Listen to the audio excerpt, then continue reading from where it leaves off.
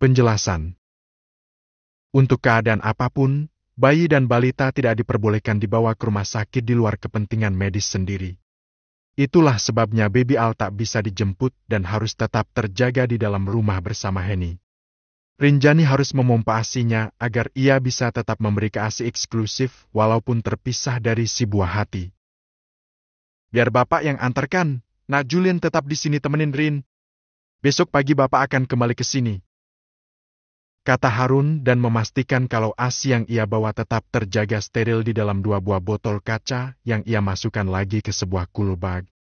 Berharap itu cukup untuk Baby Al malam ini. Bapak kuat nyetir sendiri malam-malam gini? Tanya Julian agak mencemaskan bapak mertuanya. Kuat kok, mata bapak masih bisa lihat jelas radius belasan meter ke depan. Ini mobilnya udah selesai dicuci, jadi bapak pulang dulu ya. Jagain Al ya, Pak. Pinta Rinjani yang terlihat sangat lemah saat itu. Iya, Rin. Pasti. Kamu fokus saja sama pemulihan kondisi kamu. Jangan cemaskan anak kalian. Tentu saja Bapak akan menjaga Al. Setelah berpamitan, Harun pergi meninggalkan Rinjani dan Julian berdua saja.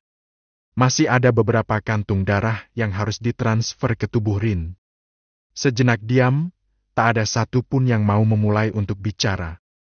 Padahal sebenarnya Rinjani juga cukup menyesal tadi sudah menyambut kepulangan Julian dengan sikap yang buruk dan tidak mencoba mendengarkan dulu apa yang ingin Julian jelaskan. Semua hal pasti ada alasannya.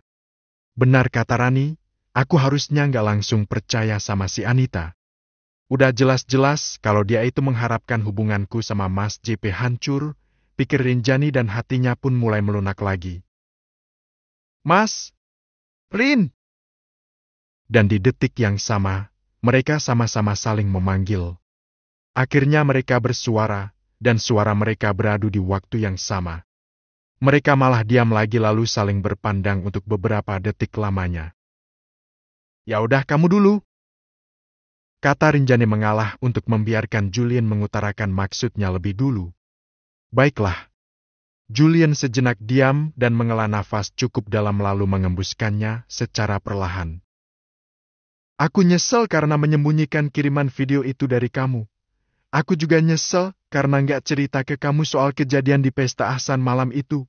Aku ngerti kalau kamu berhak meragukan kejujuranku, tapi semoga nanti akan terkuak kalau kejadiannya nggak seperti yang kamu pikirkan.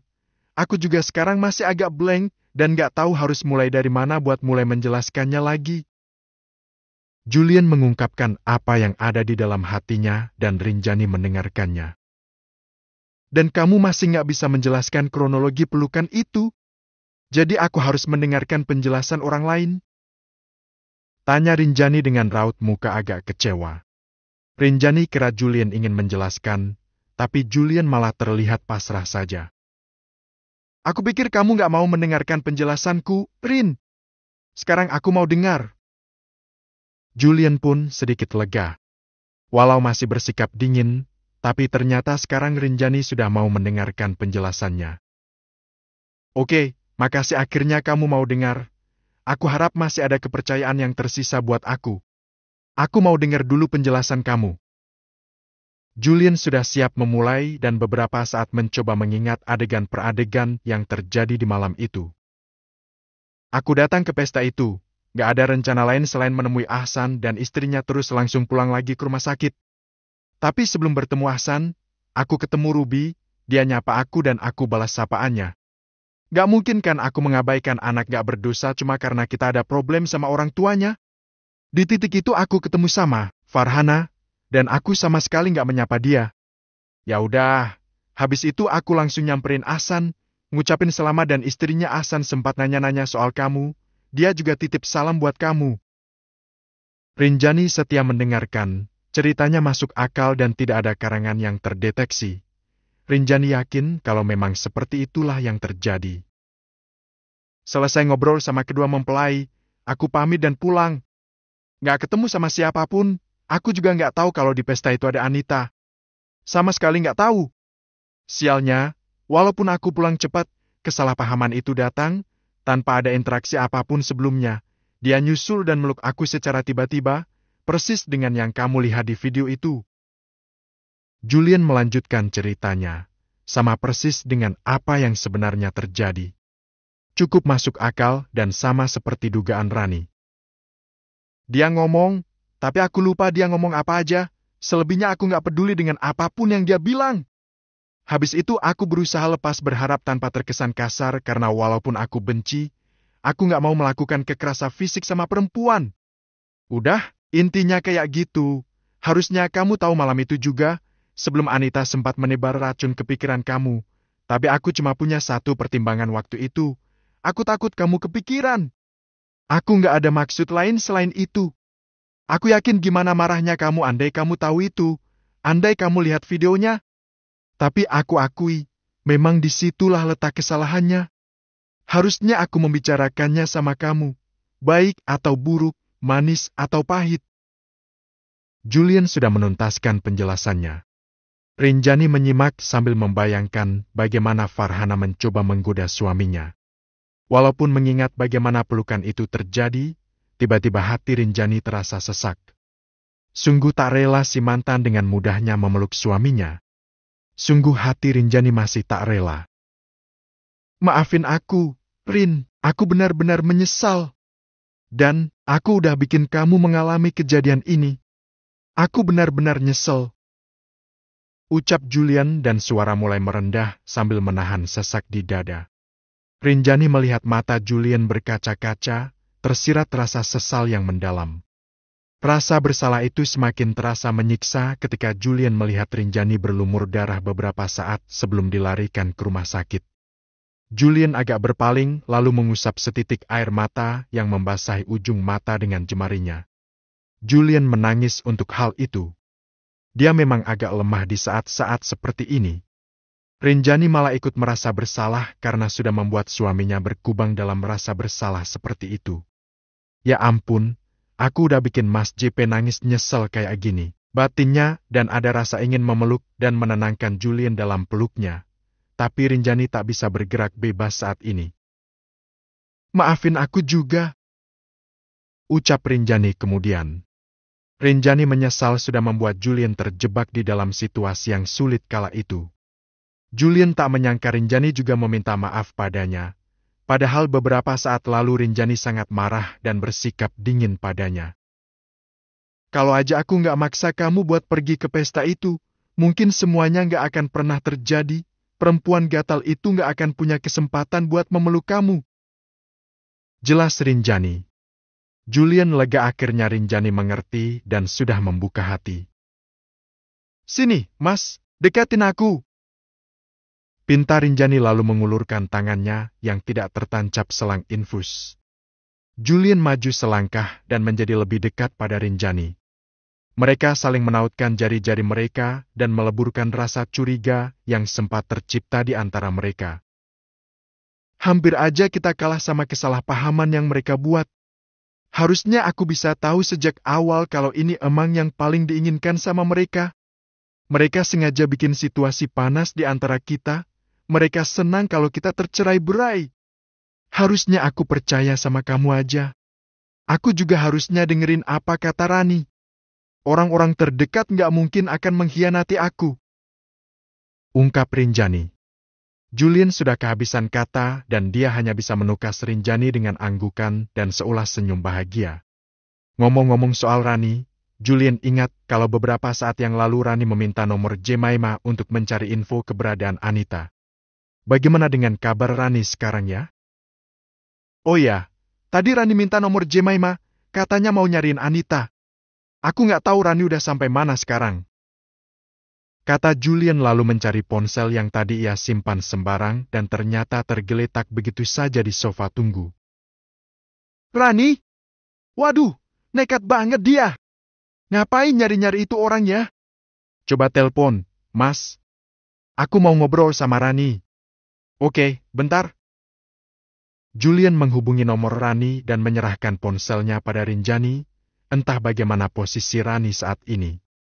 Saat ditelepon, Rani dan Iqbal sudah sampai di rumah mereka. Rani baru saja selesai membersihkan dirinya yang ternoda koktail yang disiramkan oleh Anita. Dasar perempuan gila! Beneran deh, aku masih gedek. Si Risa sama si Rama udah paling nyebelin. Ternyata masih ada yang lebih nyebelin lagi. Kesel. Mana belum ada kabar dari Rin pula. Rani mengomel di hadapan Iqbal yang selalu setia jadi pendengar omelannya. Tadi aku chat Julian dan belum ada balasan, kata Iqbal. Crying. Dering ponsel terdengar dan Rani lupa menyimpan ponselnya di mana. Nah, itu ada telepon. Ponselnya di mana ya? Rani sibuk mencari handphonenya. Di sini sayang, nih, Julian yang nelpon. Angkat, Mas. Atas izin Rani, Iqbal mengangkat telepon dari Julian. Ran. Tapi suara Rinjani yang pertama kali terdengar. Oh, ini Rin ya? Bentar, nih. Iqbal menyerahkan ponselnya pada Rani. Rani begitu antusias. Rin, gimana? Kamu gak kenapa-napa kan? Kamu udah baikan kan? Iqbal memperhatikan Rani dan Julian juga memperhatikan Rinjani. Di saat suasana tegang sudah mulai mereda, hati mereka sudah terasa tenang dan tak ada lagi yang perlu dicemaskan. Ah, sial! Mata Anita tidak fokus, dia setengah mabuk. Setelah mengantar Farhana pulang, Anita juga akan pulang menuju ke rumah Rudi. Dia mengemudi tak terkendali dan mengebut sesuka hati karena jalanan sudah mulai lengang menuju tengah malam. Mendekat ke sebuah lampu merah, Anita tidak melihat kalau lampu sudah kuning dan dia harusnya memelankan laju mobilnya, tapi dia malah terus melaju menerobos lampu merah tanpa ia tahu ada sebuah truk kontainer dari arah yang lain. Dan, CRASHH, di detik itu bodi mobil Anita tertabrak dari arah samping sampai terguling dan terseret puluhan meter jauhnya. Percikan bunga api tercipta saat bodi mobil dan jalanan beraspal itu beradu menciptakan suasana menegangkan di malam yang semakin pekat. Airbag di dalam mobil mengembang, tapi apakah itu cukup menyelamatkan pengemudi di dalamnya? Po Anita. Sirina ambulan dan sirina mobil patroli polisi saling bersautan di lokasi kecelakaan yang dialami oleh Anita. Mobil sedan yang dikemudikan oleh Anita sudah dievakuasi berikut dengan Anita yang terjebak selama beberapa belas menit di dalamnya. Kemacetan dan beberapa orang sibuk melihat sisa-sisa tragedi mengerikan itu. Beberapa wartawan juga sibuk mengabadikan momen untuk segera merilis berita kecelakaan itu. Sopir kontainer sudah diamankan sebagai saksi dan dibawa ke kantor polisi. Saat dikeluarkan dari dalam mobil, Anita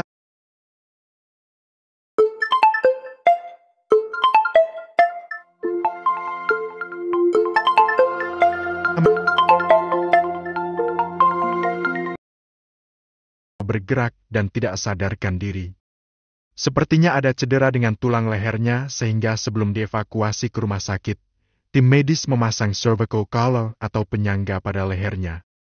Tim evakuasi memberi isyarat tangan pada beberapa rekan kalau nadi korban masih berdenyut dan harus segera dibawa ke rumah sakit untuk ditangani. Anita pun langsung dilarikan ke rumah sakit paling dekat dan rumah sakit itu adalah rumah sakit yang sama yang menjadi tempat Rinjani dirawat saat ini. Sisa satu kantung darah yang harus Rinjani terima. Sekitar 2 jam lagi dia sudah diperbolehkan untuk berkemas dan pulang.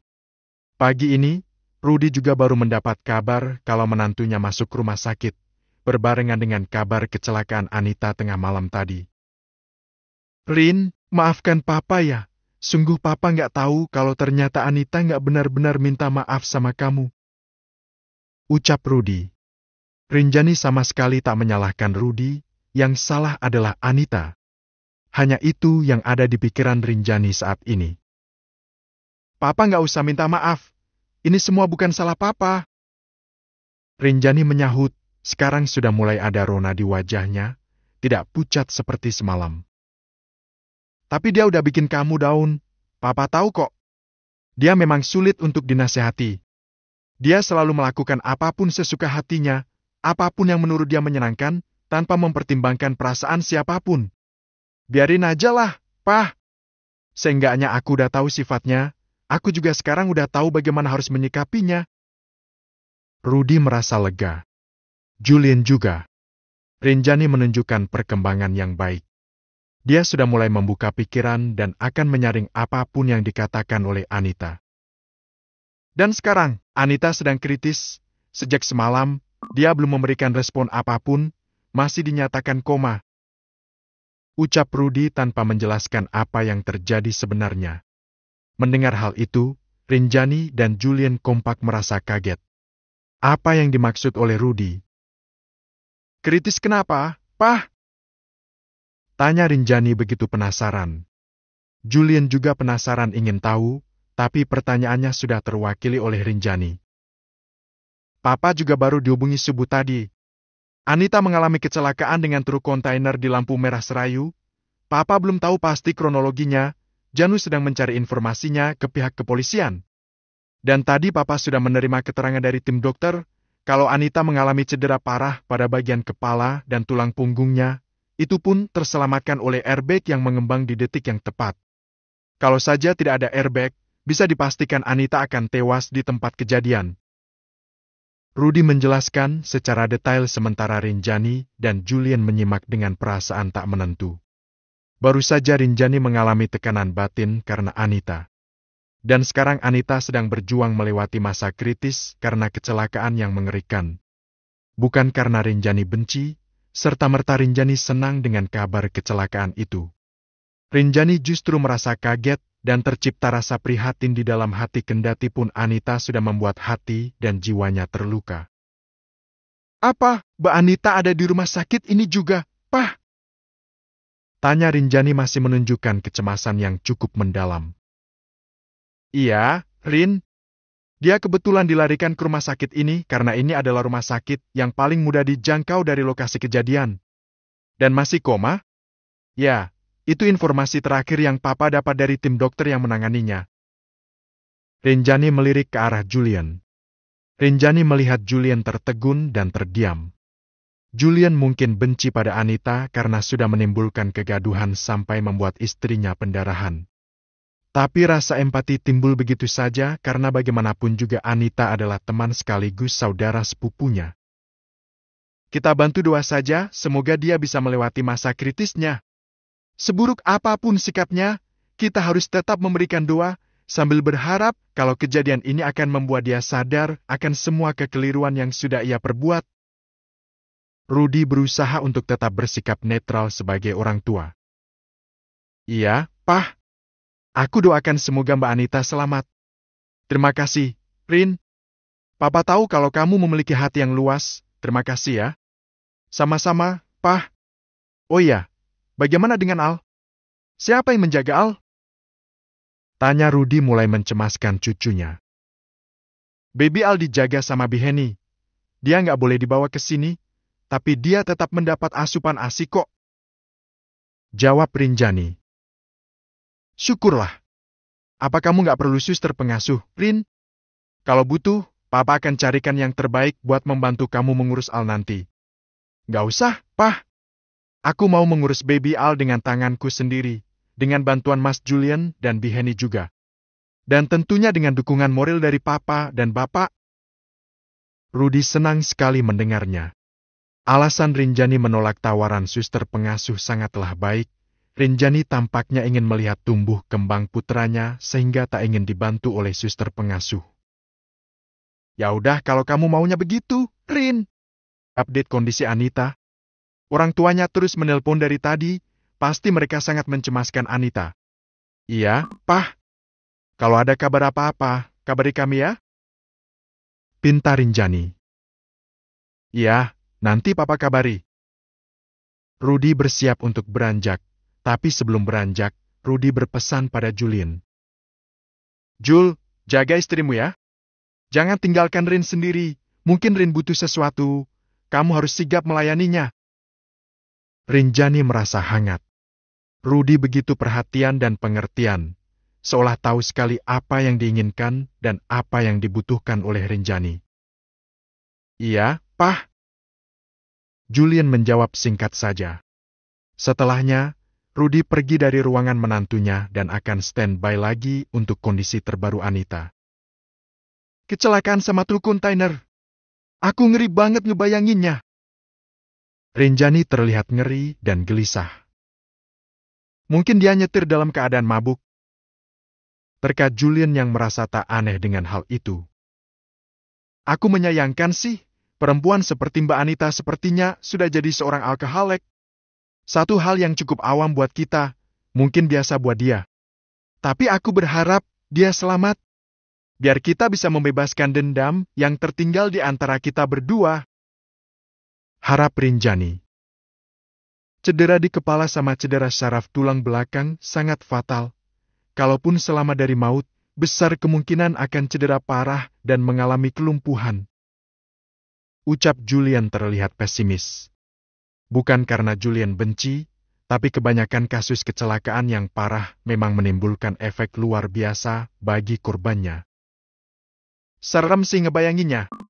Tapi kalaupun takdirnya harus kayak gitu, semoga ini jadi pelajaran buat dia, agar bisa memperbaiki diri dan lebih menghargai orang lain. Semoga. Kabar kecelakaan Anita sudah menyebar dan kerabat serta teman sudah menerima kabar itu. Siang harinya, Farhana kompak datang ke rumah sakit dengan Ahsan dan Adelia. Mereka sangat mengenal Anita dan datang untuk melihat keadaannya. Ahsan dan Adelia tak tahu kalau di rumah sakit itu juga sedang ada Rinjani dan Julian, tapi Farhana sudah tahu lebih dulu. Di saat genting seperti ini, Farhana masih sempat berharap untuk bertemu dan bertatap muka dengan Julian. Apa Julian masih di sini? Kalau iya, semoga aku bisa ketemu sama dia. Vibe yang berbeda. Kunjungan ke ruang ICU sangat dibatasi. Pada kesempatan itu, Farhana masuk bersama dengan Ahsan dan melihat kondisi Anita sangat mengenaskan walaupun masih bernyawa. Farhana merasakan ketakutan di dalam hati. Padahal semalam dirinya masih bersama-sama dengan Anita, bahkan Anita mengantarnya pulang. Nggak kebayang gimana mengerikannya pas kejadian, Ned. Kenapa lu harus mengalami tragedi ini? Gumam Ahsan dengan rasa prihatin yang sangat dalam. Farhana lebih banyak diam dan beberapa saat ia ingat akan kematian. Maut mengintai kapan saja jika memang sudah waktunya untuk menjemput. Aku nggak mau mati dulu sebelum aku bisa menyerahkan diriku sama Julian. Setidaknya Julian harus tahu kalau aku sangat menjaga diriku demi bisa mempersembahkan yang terbaik buat dia, harap Farhana. Maksud dari perkataannya sangat ambigu. Tidak jelas apa maknanya. Berbeda dengan Ahsan dan Farhana. Kenapa nasihatin kayak gitu, Del? Apa karena kamu pernah ngalamin kegagalan? Tanya Julian. Itu salah satunya, Jul. Dan yang paling utama adalah karena ada yang mengintai mencari kesempatan buat bisa menggoyahkan pernikahan kalian. Ucapan Adelia begitu serius. Jadi, baby kalian lagi nggak di sini ya? Tanya Adelia. Iya, dia nunggu di rumah kakeknya. Julian menjawab. Sayang banget. Dia pasti kesepian kangen sama wangi tubuh mamanya. Semoga kamu sehat selalu ya. Anak kalian akan sangat membutuhkan mamanya. Ucap Adelia dengan penuh rasa empati pada Rinjani. Amin, terima kasih Mbak. Rudy menerima telepon, mungkin dari kolega atau dari orang kantor. Sepertinya penting. Papa angkat telepon dulu ya. Rudy pamit lalu pergi keluar ruangan. Iya, Pah. Rinjani menyahut. Adelia masih memperhatikan Rinjani dan dia memiliki pandangan lain soal Rinjani dibandingkan Farhana dan Ahsan. Jaga pernikahan kalian baik-baik ya. Jangan sampai badai apapun menggoyahkan kepercayaan kalian, kepercayaan satu sama lain. Ucap Adelia penuh dengan nasihat baik. Rinjani lebih terkejut lagi, ternyata Adelia benar-benar jauh berbeda dengan Ahsan dan Farhana. Kenapa nasihatin kayak gitu, Del? Apa karena kamu pernah ngalamin kegagalan? Tanya Julian. Itu salah satunya, Jul. Dan yang paling utama adalah karena ada yang mengintai mencari kesempatan buat bisa menggoyahkan pernikahan kalian. Ucapan Adelia begitu serius. Rinjani jadi tertarik dan semakin tertarik. Kenapa Adelia bicara belak-belakan seperti itu? Apa ini tentang Farhana? Apa Adelia tahu belangnya Farhana? Mungkin kalian bisa saja yakin kalian gak akan goyah karena kalian percaya satu sama lain. Tapi pengusik akan selalu ada. Jadi kalian hati-hati aja. Julian sangat mengerti apa maksud Adelia. Julian menduga kalau Adelia mencium gelagat adik iparnya sendiri. Setelah Rudy pergi keluar untuk menelpon, beberapa saat kemudian, ada orang di balik pintu, hendak masuk ke ruangan Rinjani tapi urung saat mendengar kata-kata Adelia. Orang itu menarik mundur langkahnya dan menduga kalau Adelia sedang menjatuhkan karakternya di hadapan Julian dan Rinjani. Siapa lagi kalau bukan Farhana? Ahsan juga ternyata ada di sana mendengar perbincangan ambigu di antara Adelia, Rinjani dan Julian. Kenapa nggak jadi masuk, Far? Masuk aja. Sekalian kan kita nengok kondisi Rinjani juga. Kata Ahsan pelan pada Farhana. Nggak deh, silakan aja ke Ahsan masuk. Aku pulang duluan ya, bye. Farhana malah pergi. Pergi begitu saja dan sempat membuat Ahsan merasa heran. Ada apa dengan Farhana? Farhana pergi berjalan dengan hati yang kesal karena mengetahui kalau kakak iparnya malah berbicara menjelekan dirinya di hadapan Rinjul. Rupanya begitu.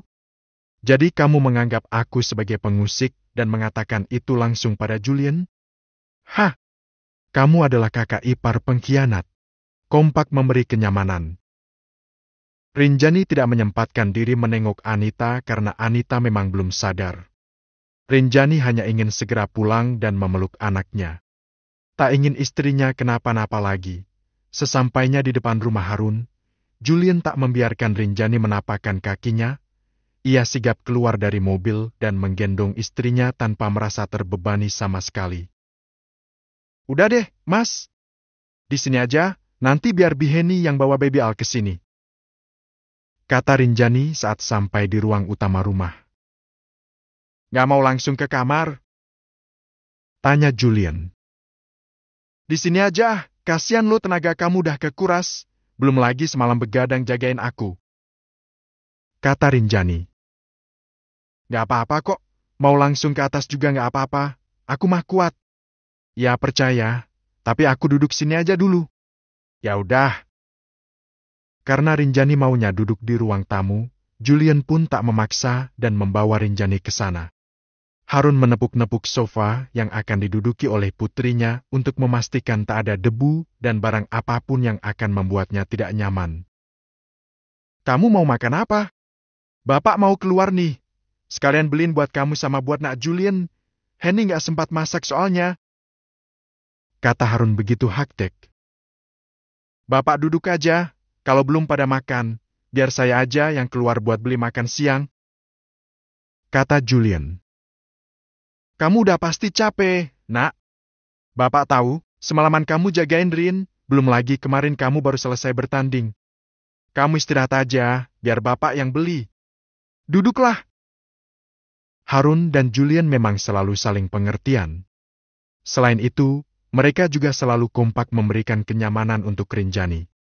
Harun dan Julian adalah dua pria yang paling menyayangi Rinjani di dunia ini. Iya, Mas.